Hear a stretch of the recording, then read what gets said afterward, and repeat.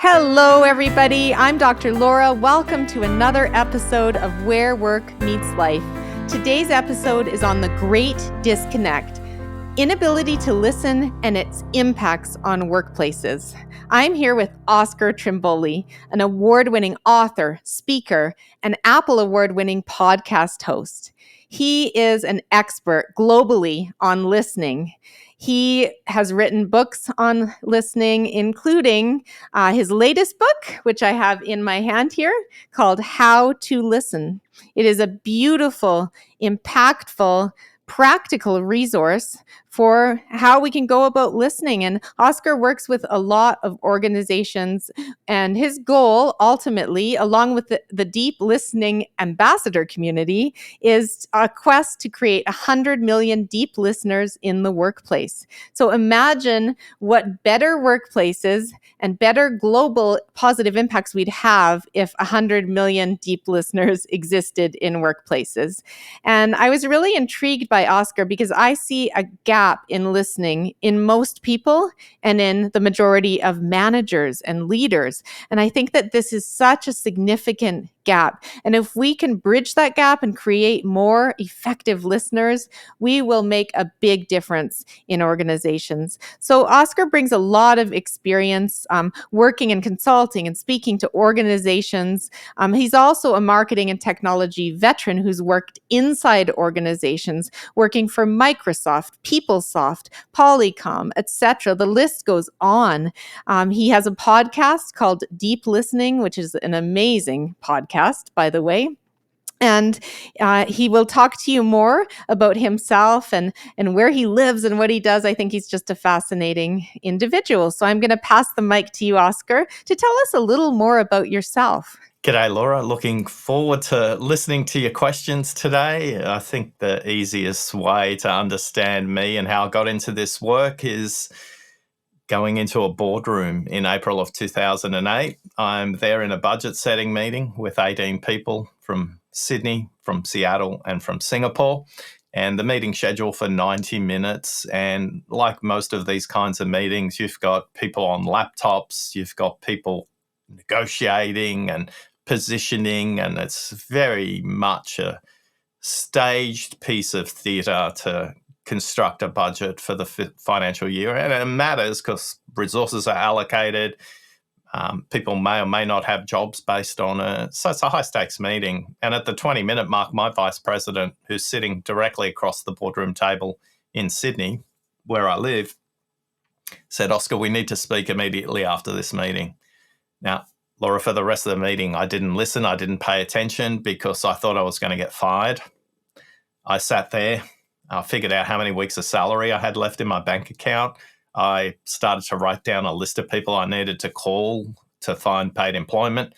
And the meeting broke up finished at about the 70-minute mark, a successful negotiation for all parties, apparently. And I had no idea what was in my budget line because I didn't really care because I was certain I was getting fired. And as everybody left the room, Tracy said to me, "Oscar, please close the door because what I have to say to you is really important." So as I stepped across to close the door as everybody left, I started to walk back towards the boardroom table. And as I got about halfway, Tracy said, "You have no idea what you did at the 20-minute mark, do you?" And I thought, oh, great, I'm getting fired and don't even know why. I sat down, I looked her straight in the eye, and she said, "If you could code how you listen, you could change the world." What I heard was, "Woohoo, I haven't been fired." and ironically, I didn't think anything about all this listening stuff and coding. What I blurted out aloud back to Tracy when she said, "If you could code how you listen, you could change the world," all I could say was, "Do you mean code or code?" And she said, "Oscar, we work at Microsoft. I mean code into software." So since that time, I've been on a quest to understand not how I listen, but what the academic literature teaches about listening in the workplace, what the independent research we've conducted with 34,000 workplace listeners has told us. And the difference between hearing and listening is action. And I hope I've honoured Tracy's request to code how I listen. We've got jigsaw puzzle games, and we've got all sorts of resources like an assessment that people can take to understand how they listen, but more importantly, give them some practical tools to do that. I think for leaders listening, for people in the workplace listening, whether you're a leader who's got a title or not, the interesting part of the story isn't coding how to listen. The interesting part of that story is I heard we need to speak immediately after this meeting, and I interpreted that to think I'm getting fired. So as leaders, it doesn't matter what you say. What matters is what they hear. Exactly. Wow. So 34,000 individuals have participated in your research. So tell us where you're located and where your research participants are located in this world. Yeah, so Sydney, Australia, and the research participants are all participants who can take the assessment in the English language, which I thought initially might get me, 12 countries. But in our database, we've got 93 countries and territories that have taken the assessment. And I speculate some of those people have got multiple languages. And so the research has been going on since 2018. And we've been really lucky because we've been able to not only track what those differences are by gender, by country, by industry, by age group.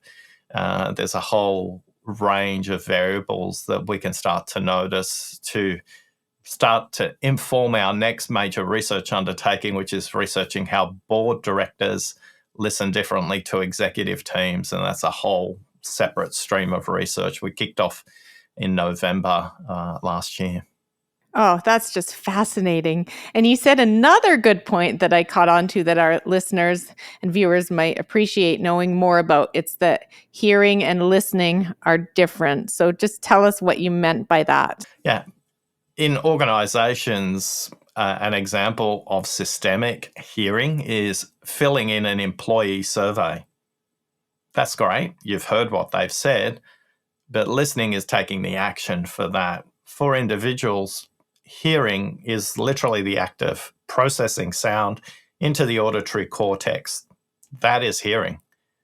Listening is making meaning of what you've heard. Mm-hmm. Beautiful. And tell us about your third book, How to Listen, and what led you to write it and where it's led you to today. Yeah, we've put a lot of effort into book number 3. That was informed by the research we talked about earlier on. And I was challenged by the publishing house, because it's a book about listening, to create a really powerful audio version of the book. Now, Laura, I know you've listened to it. What struck you as different about listening to this audio book? Well, there's different voices in it. So there's Oscar's voice in it, and I think you have a lovely accent. I mean, we love accents from Australia, England, etc. I'm sure we have an accent too here in Canada. But I would say hearing your voice and then hearing other voices. So there's different characterizations and voices that are describing different scenarios and circumstances. And I think that really brings it to life and enriches the experience of listening to this book. Yeah, so there's a lot of design in the book as an artifact, both a written artifact and the choice of fonts and the choice of color schemes. Even, you may notice, Laura, only a handful of people have ever asked me this question, but the title isn't in uppercase. The title's in lowercase. So I think when it comes to communication, uppercase is probably for speaking and lowercase is for listening. So our title's all in lowercase as an example. And that came through the process of writing the book. And that was informed by this community that I mentioned earlier on, the Deep Listening Ambassadors. They all helped to write it. So, I mean, they didn't literally write it. I wrote the structure and I wrote the chapter titles and I wrote the chapters and all of that. But they all volunteered to either review the chapter structure, they volunteered to review the design, they volunteered to review a chapter.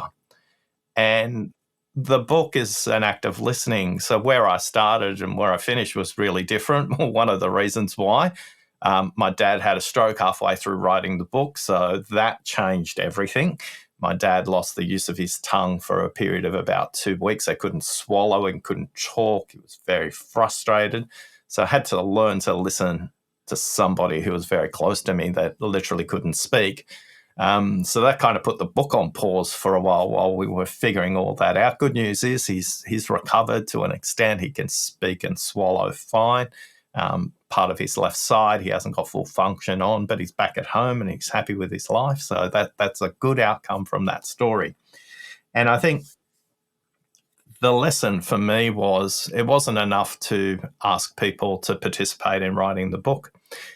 It was, again, the difference between hearing and listening is action. So a simple piece of feedback that listening ambassadors gave us is, hey, Oscar, at the end of each chapter, could you consolidate that and give us 3 tips that we can use in the workplace? So at the end of every chapter, there's 3 things to go do, whether there's a question to practice or a tracking to do when you're in your next group meeting. Keep a tally of how many clarifying questions people ask before they answer a question is one of the tips in the book that people find super helpful, because a lot of them go, oh, clarifying questions mean I'm actually going to answer the question asked, not my interpretation of the question asked. And that's why a lot of people in workplaces are busy, back-to-back meetings that run over time. A lot of people are having responses to questions that were never asked. It's really just their interpretation of it. So the book was, in some extent, organic, yet it had a spine of the research itself.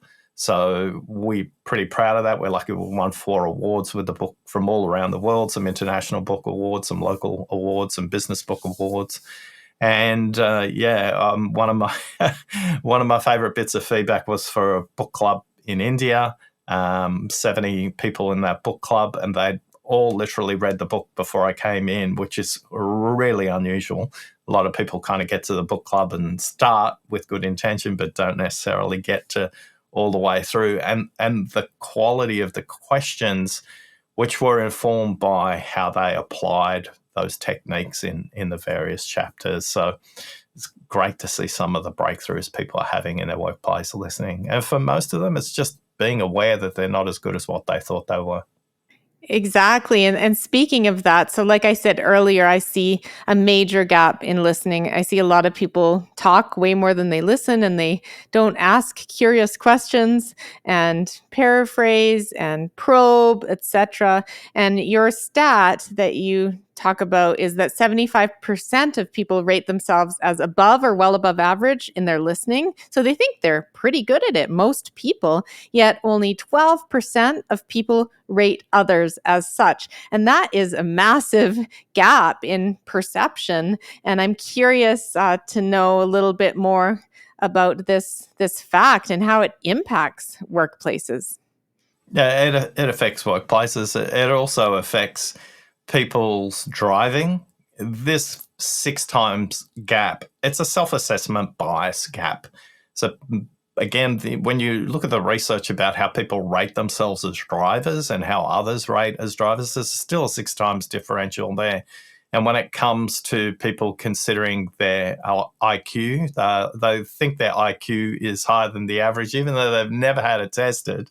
And yet, when we look at natural IQ bell curves, it's the case. So I think for many people, there's a self-assessment bias because they have no evaluation methodology. They've never been, apart from people in clinical professions like psychology, psychiatry, most workplace listeners have never been taught how to listen, so they have no ability to judge what's a good listener. So when you think about your own listening, you're always thinking, well, I think I'm listening really well. Well, the good news and the bad news is your ability to listen is a function of how the speaker rates you, not how you rate your listening.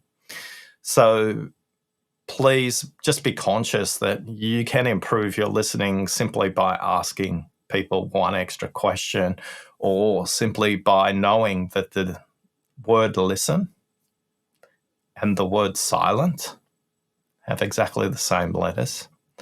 So if you just wanted one tip from our conversation today, that would be it. It would be know that silent and listen share the same letters. Therefore, just be silent just a little bit longer, and you'll be surprised. That breath they've taken doesn't mean they've finished what they're saying. They're just collecting their thoughts.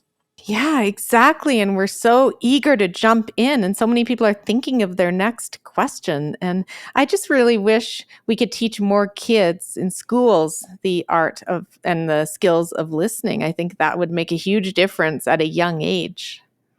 And most children are taught at school how to listen through role modeling as opposed to specific curriculum. So most of us learn our listening habits by our families, by our communities, by our schools, by our workplaces, and people will speak with accents because of different geographies, and they'll listen differently based on the groups that they've been raised through and work in. For many of us in our workplace, we don't even realize that we have a listening culture. Whether that's a good listening culture or a great listening culture, again, it's very difficult for people to evaluate because they don't have a framework. And I think for all of us is just to be curious a little longer, to go, maybe this is something I can get better at. When we look at global workplace professionals, we know only 2% of workplace professionals by the age of 40 have had any training in how to listen. 2%. Those same workplace professionals have had 3 training courses in how to speak effectively, how to communicate with impact, how to communicate with influence, etc.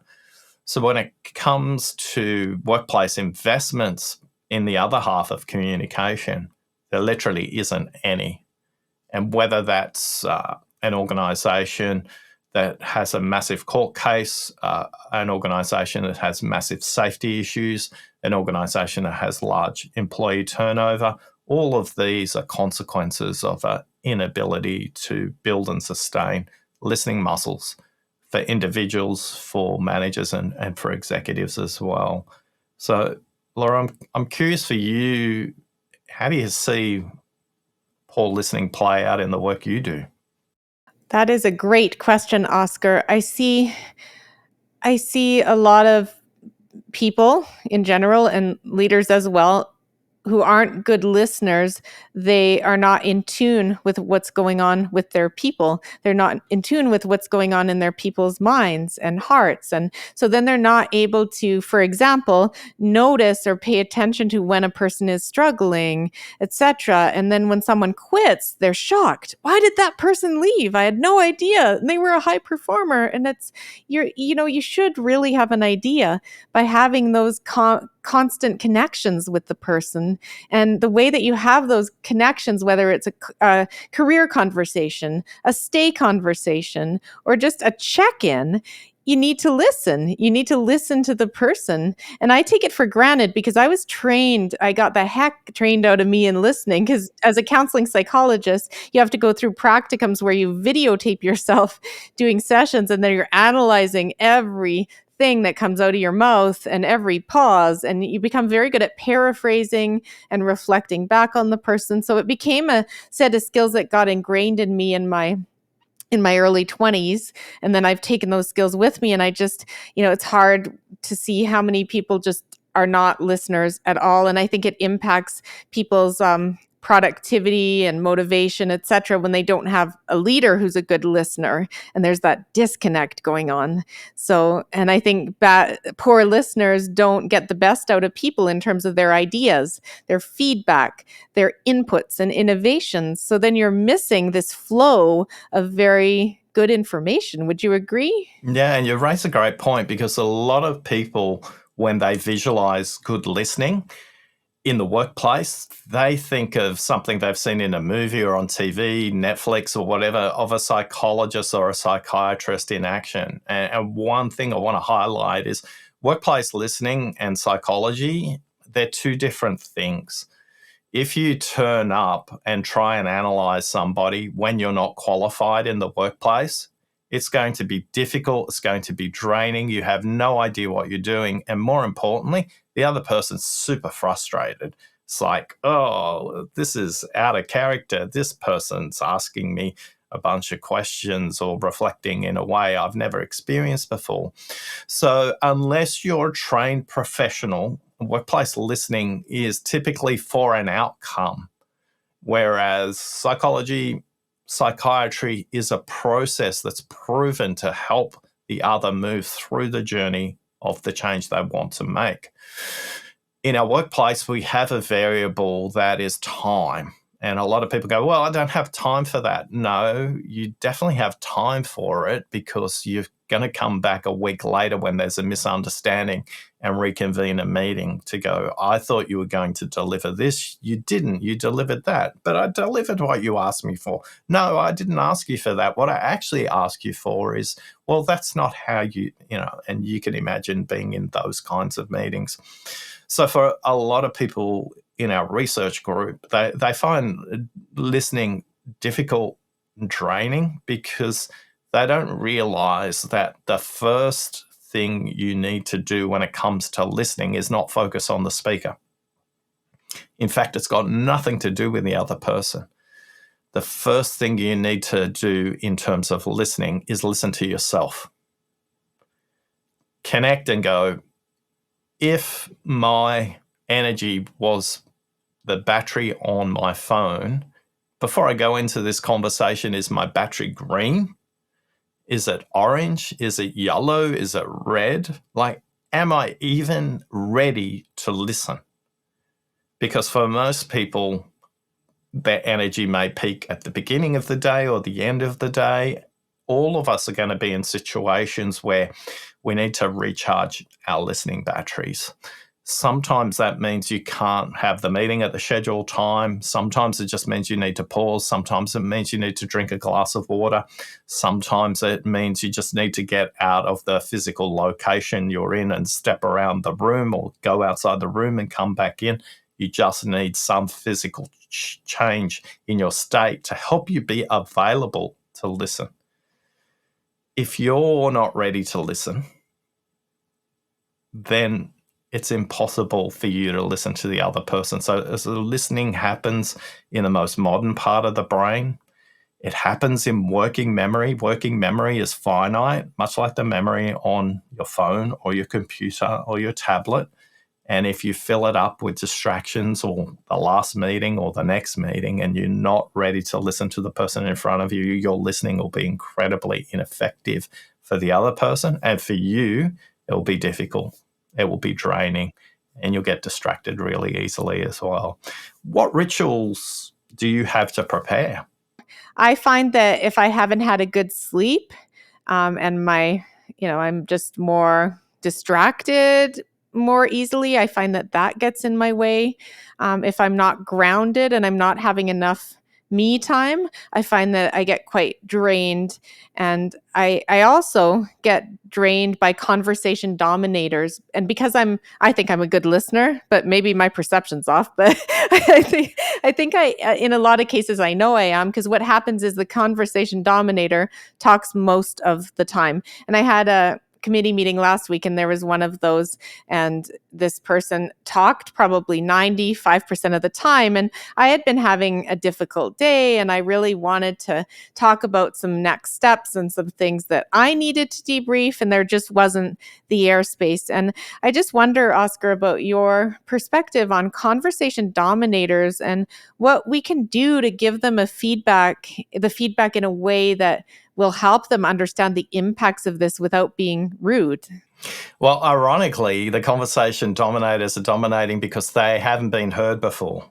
So we'll give you some techniques about that. But whether people are repeating themselves or dominating the conversation, taking up the majority of the time, One, it's an issue around the meeting process. So in the one you described, it sounds like a group meeting with a handful of people, or maybe a little bit more. But one of the things when you get to that place where you go, oh, what am I listening for? This is just going on and on and on. And the reason you can't listen is there's no anchor for the conversation. So one question a really strong, good chair or a meeting host will always make sure is to go around the room before the conversation starts. What will make this a good conversation? So go literally around the room and find out what everybody thinks would make this a good conversation. When the dominator goes on and on and on, that's the invitation slip. So the dominator would have said a good conversation would be X. When they get to the second version, or they're dominating and they're down 5 minutes in, you can interrupt. Good listening is not the absence of interruption. Professional, courteous interruption.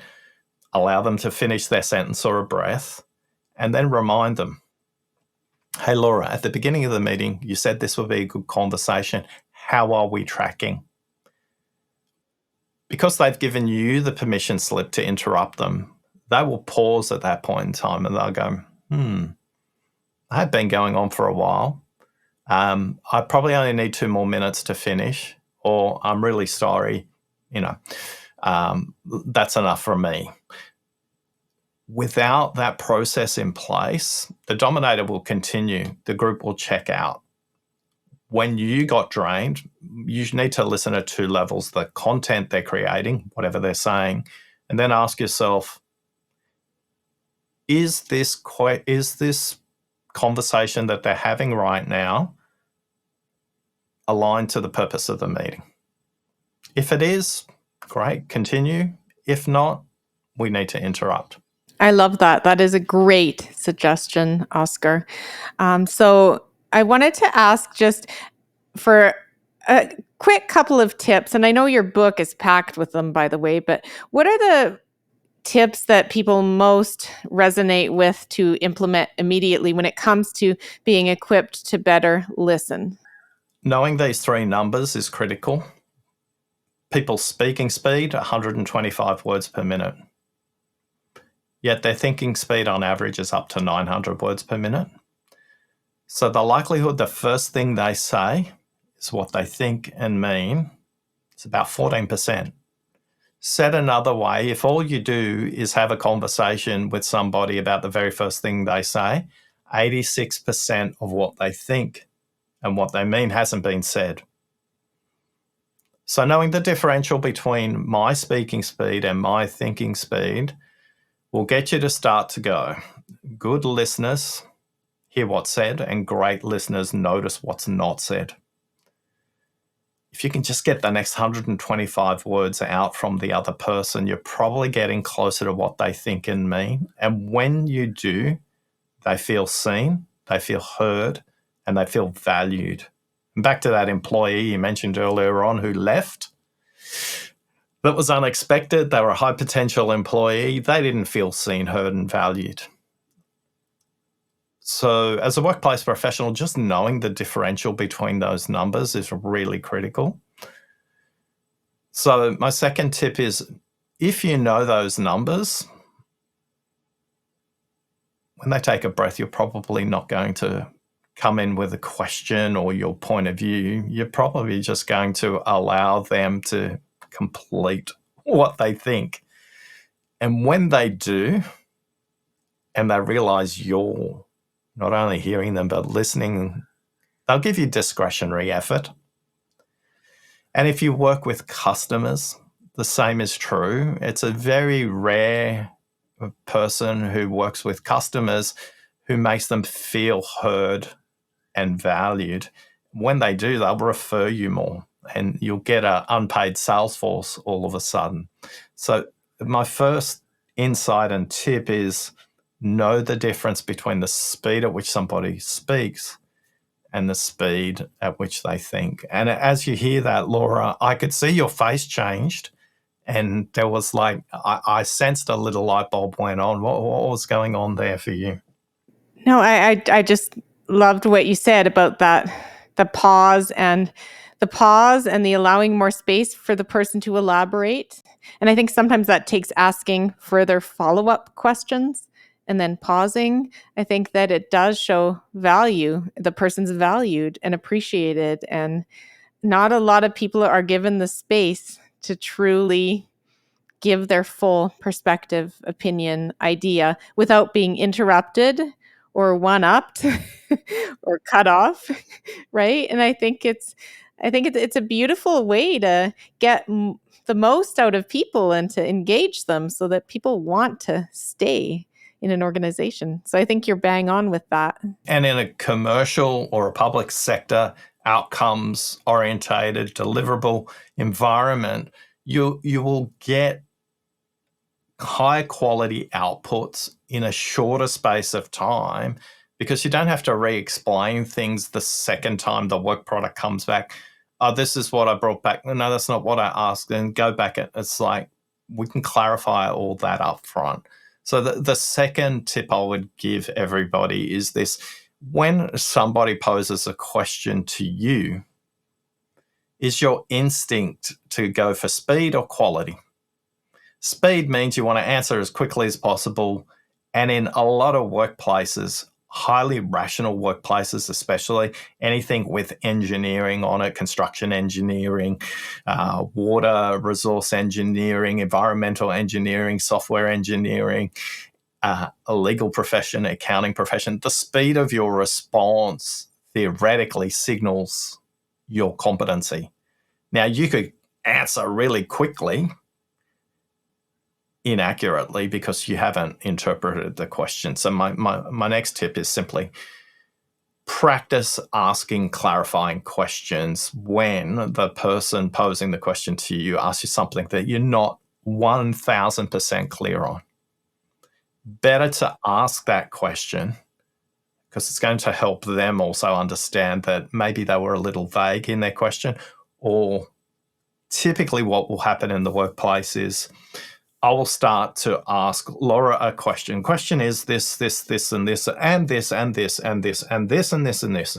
So Laura gets a multi-part question, and she's struggling to figure out how to make sense of that, which one to answer. Are they connected? Do you want one answer to the first one? Then we're going to pause and go to...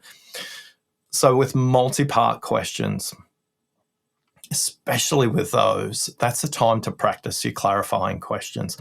And for me, I get interviewed a lot, and I always kind of gently say, well, this is the first question I heard. This is the second question I heard. Which one of those would you like to take first? Your questions have been very clear, concise, and typically if your question is 8 words or less, it's easier to process. Once your question gets longer than 8 words or more, it's very difficult for the other person to process. So the second tip I would give you is when somebody's asking you questions, make sure your answer is actually the answer to the question they asked by clarifying that. So that's the second tip I would do. And with those two, plus the first tip I gave earlier on, whether it's a one-on-one conversation or a group conversation, go around and ask people, what would make this a good meeting? Or what will make this a good conversation? Not what will make this a good conversation for you. That's not the intent of listening. Listening is a shared experience, and listening exists at the intersection of 2 or more dialogues. We want to progress the dialogue, not necessarily what they want from the meeting. So use that question. What will make this a good conversation? Please be explicit. Say what would make it a good conversation from your perspective. And then you can check in. If it's an hour meeting, every 15 minutes. You said at the beginning of the meeting, this will make it a good conversation. How are we tracking? People who use this technique say their meetings are shorter and there's less interruption because everybody's clear on the purpose of the conversation. By the way, the dominators dominate for a lot less as well in that example.